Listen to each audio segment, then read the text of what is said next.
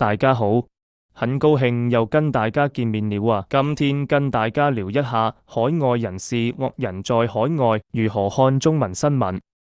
我先問大家一個問題：你是否還在付費看電視，或者在花錢訂報紙新聞，或者群裡圈裡看着轉手的、二手的小道消息？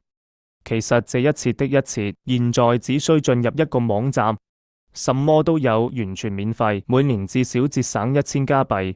這麼好的神器叫什麼呢？就叫新聞視窗，是我們剛剛開發出來的一個產品。這個新聞視窗有幾個特點，它包括30多個主流電視台、50多份報紙，還有電台、熱點新聞、網紅等等。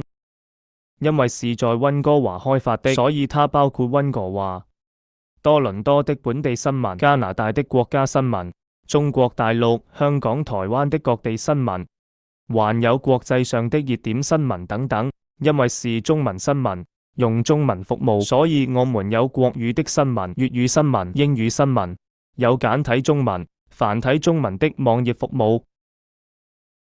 特別是有多種屏幕、多種設備可以使用，可以用手機、平板電腦，甚至電視，只要連接的妥當，電視都可以播放。而且使用非常的簡單，不需要下載安裝任何 APP，也不需要註冊，直接打開看就行了。